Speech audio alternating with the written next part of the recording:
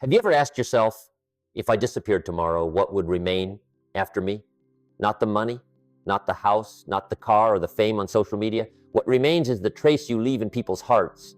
It's the values, principles, and beliefs you've planted in those who've crossed your path. That is your legacy. I once heard a father say to his son, I can't promise to leave you the whole world, but I'll teach you how to build your own. And when I heard that, I realized that father was far richer than many who have millions in the bank. We often get caught up in trying to earn just a bit more, forgetting that one day we won't be here to spend it. The question isn't how much do I make, but rather what am I leaving behind? In today's video, I want to share with you 7 profound principles that help you think beyond one lifetime and start building your living legacy. Because true success is not when you have everything, but when you leave something that continues to create value long after you're gone. And you should stay until the end of the video, because Principle 7 is the foundation that will make your future generations grateful to you forever. Principle 1, think beyond one generation. I once met a man in Texas. He ran a small lumber company with just over 40 employees. I asked him, how long do you plan to keep expanding your business? He smiled and replied, maybe I won't live to see this company become a corporation, but I want my grandson to see it. That statement left me silent for a long time, because it reminded me ordinary people think for today, successful people think for the next decade, but great people think for generations. Most of us live within the vision of a single lifetime. We work to feed ourselves, support our families, pay debts, and hope for a peaceful retirement. But few think further, after I'm gone, how will what I build today affect the people I love? If you work only to survive, all your efforts end with you. But if you work to build something beyond yourself, you're planting a seed that will sprout for generations. I've often compared it to planting an ancient tree. The one who plants it knows they won't live long enough to sit in its shade, but they still plant it, because they understand some gifts are meant to be given, not returned. And legacy is the same. It's not for you, it's for those who will live by the light you create. When I was young, I only thought about how to make more money. But as I grew older, I realized a truly wealthy person doesn't measure wealth by numbers, but by the impact they leave. I once told my audience, if you live right, you won't just change your own life, you'll change your family, your lineage, and generations to come. And interestingly, once you start thinking beyond one generation, every decision in your life changes. You spend differently because you don't want to consume, you want to build. You work differently because you don't need a quick win, you need sustainability. You treat people differently because you want to teach others how to live, not just tell them what to do. Legacy isn't built by luck, it's built by vision and discipline. And those who see far always live differently from those who only see the weekend. I want you to ask yourself, if 50 years from now, someone in my family mentions my name, what will they say? Will they say, my grandfather left me a house, or will they say, my grandfather left me a philosophy of life? Between the two, the second one is what lasts. So start today. Don't just ask, how will I live? But ask, how will those I love live because of what I build today? That's the first step to thinking beyond one generation. And once you've planted that vision, every action, every choice you make gains meaning. And that's just the beginning. Because for your legacy to truly last, you must build foundations, not chase spotlights. The second principle will help you understand why the truly wealthy don't chase appearances, they build what endures. Principle 2, build foundations, not spotlight. I once told my audience at a seminar in Los Angeles, there are 2 types of people on the path to wealth. Those who want to look rich and those who want to be rich. The first buys a luxury car to be noticed. The second buys an asset that generates income to be free. Both spend money, but only one is building a foundation. It's easy to buy things that make us feel rich, a big house, an expensive watch, or a lavish vacation. But the problem is, every shiny thing fades, only the foundation lasts. I once met a young man earning over $10,000 a month. He bought a new BMW, rented a luxury apartment downtown. Everyone called him successful. 3 years later, when his business struggled, he lost everything because there was nothing solid beneath that glossy surface. Another friend of mine lived, simply invested in a small store, bought land in the suburbs, and learned to manage his money. No one noticed him. But 10 years later, he had true freedom, not because he earned more, but because he built a stronger foundation. Sustainable wealth isn't what you show off, it's what still grows when you're silent. Look at truly wealthy people. They don't talk much about what they buy. They talk about what they build. A business, an investment fund, a foundation of knowledge for their family, because they know the spotlight can vanish in a single crisis, but a strong foundation, if built well, stands for generations. I often compare this to building a house on rock or on sand. Those who crave quick results choose sand, it's faster, looks good sooner. Those who understand real value choose rock because they know storms will come. And when the storm hits, only the solid foundation holds. If you want to build a legacy, ask yourself, every dollar I spend today, is it to show off or to create? Because there are two kinds of investments in life. One makes you look better. One makes you live better. The wise choose the second. I'm not saying you shouldn't enjoy life. I'm saying enjoy it after you've built your foundation. Like a farmer, he doesn't eat the seeds, he plants them. Only when harvest comes does he enjoy the reward. Spotlights come fast, but fade fast. Foundations take time, but they last forever. So instead of asking, what will people think when I drive this car? Ask, will my children still benefit from this decision 10 years from now? If the answer is no, then maybe you're spending on image, not on the future. A true legacy doesn't start with showmanship, but with quiet, right choices. The choices no one claps for, but that build freedom for your family later. And remember this, successful people buy experiences, rich people buy assets, but wise people build foundations. But no matter how strong a foundation is, if the heirs don't know how to preserve and grow it, the wealth will still vanish. And that's why the next principle is more important than anything you could ever leave your children. Principle 3, the greatest legacy is financial mindset. I once heard a story about a man in California. He won the lottery, $15 million. Within a year, he bought a mansion, luxury cars, a yacht. 3 years later, he was broke. Nothing left except debt bills.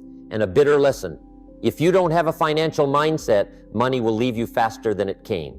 You can leave money to your children, but if they don't know how to keep it, create it, and multiply its value, then the legacy you leave is only temporary. It's like handing someone a sword they don't know how to use it will harm them before it protects them. Truly wealthy people understand this. They don't just leave assets. They leave a financial philosophy, discipline, and a value creation mindset. I was once invited to a family meeting of a businessman in New York. In that room, he didn't talk about money. He talked about principles. He told his children, your father's money is just a tool. If you lack discipline, that tool will turn around and hurt you. Then he spoke of the years he had nothing about how he learned that wealth doesn't start in the account, it starts in the mind. I often emphasize to my audience, money is an effect, not a cause. If you want to keep money, you must change your inner nature because money is only a mirror reflecting the mindset you carry. A financially ignorant person will always miss opportunities no matter how much they start with.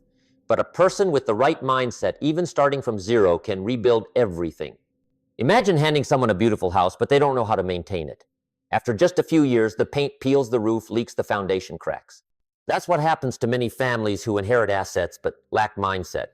They spend money faster than their parents ever earned it, and in the end, return to the starting line. I call it the 3-generation loop.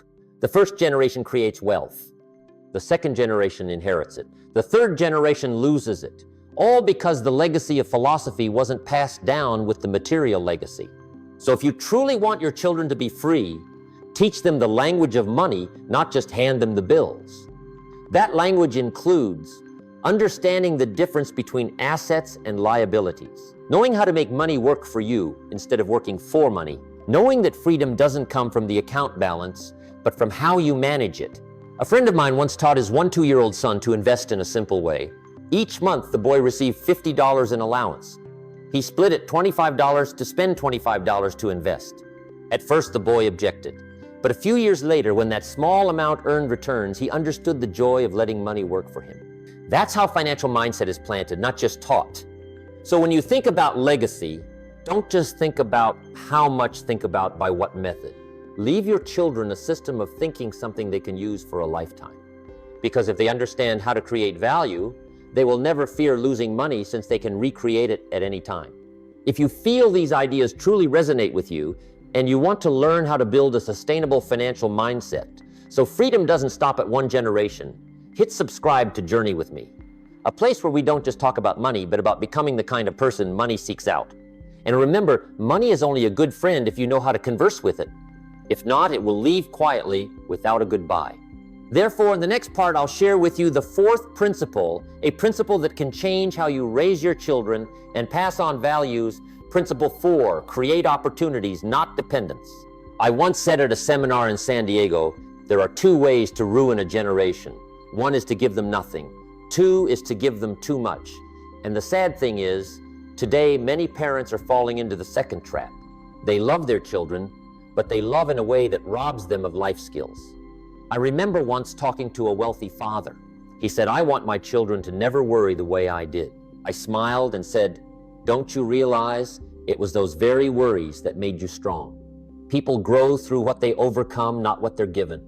So if you remove your children's hardships, you also unintentionally remove their inner strength.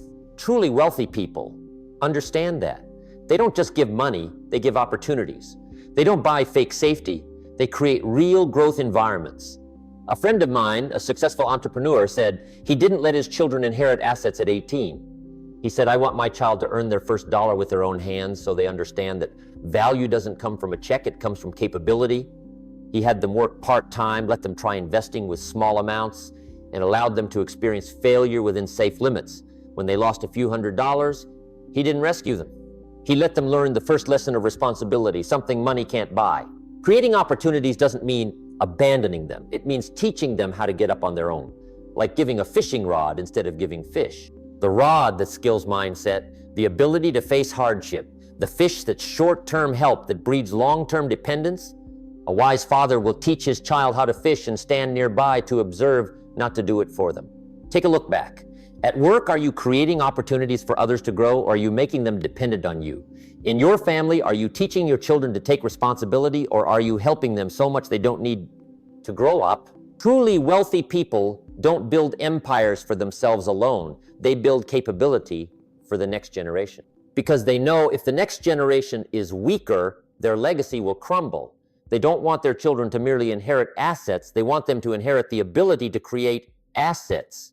I once told a group of students, the worst thing parents can do for you is to do everything for you. Because every time you're rescued, you lose the chance to rescue yourself. And one day you'll realize you no longer have the strength to stand without someone holding you up. Creating opportunities is the art of balancing love and discipline. You love enough to want them to be better, but you're disciplined enough not to ruin them with ease.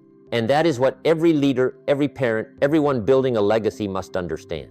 If you want values to last across generations, you must train that generation to create value themselves. Ask yourself today, the people I'm helping, are they growing or becoming dependent on me? If the answer is dependent, then perhaps you need to change how you help.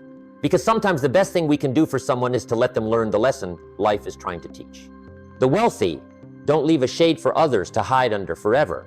They leave a light so others learn to walk on their own. And once you understand this, you'll see that creating opportunities today not only helps your children mature, but also helps you create a generation that continues, not just inherits. In the next part, we'll dive deeper into the foundation of every legacy, what you plant today, that the next generation will harvest. Principle 5, sow today, the next generation reaps. I once walked through a forest in Oregon where thousands of redwoods were planted. The guide told me the people who planted this forest will never see it fully grown. I asked, why do they still plant? He smiled, because they're not planting for themselves, they're planting for the next generation. That sentence haunted me for years, because it reminded me every legacy begins with a seed. And every seed needs time, even multiple generations, to sprout. We live in a world that wants right now. People want quick success, quick wealth, instant recognition. But legacy can't be fast-tracked. You can't plant a seed today and demand to see shade tomorrow. All you can do is sow, tend trust, and wait. Truly wealthy people understand this. They invest in things that may take years to yield returns. A piece of land, a business, a scholarship fund, knowledge that can be passed down, because they don't just seek profit, they seek meaning. I once heard a saying, there's no harvest without a sowing season. If you want the next generation to reap the rewards, start sowing the right things today. Don't just think about what your children will have. Think about who they will become, thanks to what you sow in the present. Imagine one day your descendants mention your name, not because you were once wealthy, but because you laid the foundation for the life they now enjoy. That is the true meaning of legacy. You sow, others reap. And wonderfully, what you sow doesn't only exist in assets, but in the attitudes, beliefs, and spirit you pass on. I once met a woman in Arizona. She started a small fund to teach financial skills to high school students. Each week, she spent 2 hours sharing how to manage money, set goals, and live with discipline. When I asked how many people do you think you'll change, she replied, maybe not many, but I only need one to learn it and teach it to the next generation. That is long-term sowing. A seed of knowledge can become a forest if you're persistent enough. I want you to pause and think, what seeds are you sowing today? A good habit, a right life value, a sustainable investment. An example for your children to follow. Every action of yours is a seed. Make sure they're sown in the soil of discipline, not of impulse. Don't be afraid that you won't see result, because the sower may not live to see the harvest, but the forest still grows because of them. The next generation may not know your name, but they will live better thanks to the decisions you make today. And that is what makes you truly wealthy in vision and values and in a timeless impact. One day, when you look back on your life, ask yourself, how many seeds did I leave for the next generation? If the answer is many, then no matter how much is in your bank account, you are still truly successful. Because you're not just living for the present, you're living for a future you may never see, but that others will surely be grateful for. And that is the spirit of this principle. Sow today, the next generation reaps. Ordinary people sow for themselves. Great people sow for the next generation. In the next part, we will delve into what makes the difference between people with assets and people with legacy principle. 6 turn values into family culture. I was once invited to speak at a gathering of a business family in Chicago. 3 generations sat around a long table, grandparents, parents, and children. They didn't talk about stocks, didn't discuss real estate. The meeting's theme had only 3 words: family, values, responsibility. I asked the grandfather, the company's founder, what do you think has helped your family maintain prosperity for 40 years? He smiled. We don't just pass down wealth, we pass down culture. I thought a lot about that statement, because if wealth is something that can be measured, then culture is what keeps that wealth alive. A family can lose their house, lose their money, but if they keep their values, they can rebuild everything from scratch. Conversely, a wealthy family that loses discipline, loses their work ethic and sense of responsibility, no matter how many assets they have, everything will collapse in just 1 generation. I call that the law of living legacy values only truly become a legacy when they're repeated every day. You can teach your children a great lesson, but if that lesson isn't repeated, it will fade with memory. But if you turn the lesson into a habit, into culture, it will be etched into the blood, into the DNA of the entire lineage. The Rockefeller family in America has a special concept called a family constitution. It's a set of principles they meet each year to read, discuss, and update. It clearly states the values they honor, the financial principles they uphold, how they serve the community. It's that constitution that has kept them connected for over 150 years. Through countless upheavals, crises, and changes of the time. I believe anyone can do the same without needing to be a billionaire. Start very simply. Write down 3 values you want your family to preserve forever. They might be 1, discipline in spending. 2, honesty at work. 3, gratitude in life. Then hang it where everyone can see the living room, a study corner, or the dining table. That's not just a reminder, it's a promise between generations. A father in Texas once told me, my house has no logo, no brand, but my kids know clearly, in this home, everyone must finish what they start. I think that's true family culture. No need for flourish, just authenticity repeated long enough. Remember, family culture isn't created by words, but by daily actions. If you want your children to be grateful, show them that you are grateful. If you want them to be disciplined, let them see you work with a plan. Children don't learn by ear, they learn by eye. At some point, you'll realize everything you're trying to teach no longer needs to be said, because it has become the very breath of your family. That's when values have become culture. And that is the most enduring legacy. Money can be lost, a house can be sold, but culture, if built right, will live on forever. Because it's not only recorded in a savings book, but in the minds, in the ways of thinking, in the ways of living of each person in the family. I want you to pause and write this down. What 3 values do I want my descendants to remember me for? When you have the answer, start turning it into a culture, lived every day through your own actions today. And when you do that, you won't have to worry whether your wealth will last, because the culture you plant will generate wealth on its own, and more importantly, will generate people. In the final part, we'll reach the pinnacle of the Think Legacy mindset, where all principles converge into a single truth. Principle 7, turn your life into an inspiring story. I once asked the audience at a seminar in San Francisco, if your life were a book, what is today's chapter writing about? The entire hall went silent, because most of us are so busy living that we forget what we're writing. I smiled and said, whether you realize it or not, you're still writing every day with every choice. The only question is, what do you want others to read from that book? I've met thousands of people throughout my life, the successful, the failed, the lonely, the happy. And I realized one thing: every life can become an inspiring story if that person dares to live honestly with themselves. You don't need to be a millionaire, you don't need to be famous. You just need to live true to your values, and you yourself become a book worth reading. I still remember my first mentor, Mr. Schoaf. He said, Jim, don't just dream of having money. Dream of becoming someone others want to emulate. I was young then and I didn't fully understand. But the longer I lived, the more I realized true success isn't what you achieve, it's who you become. If you work with conviction, others will see it. If you keep your promises, they will learn it. If you rise after failure, they will be inspired. And every day, whether you say it or not, you are teaching others how to live with your very life. I once knew an ordinary man in Phoenix, a carpenter for 40 years. When I asked if he regretted not getting rich like others, he said, no, I don't leave a big bank account. I leave hands that know how to work and an example of discipline. My children see it, my grandchildren follow it, and that's my wealth. I fell silent because I understood he had won. Not won in the material race, but won in the journey of becoming a living example. I often tell my students, people may forget what you say, but they never forget how you made them feel.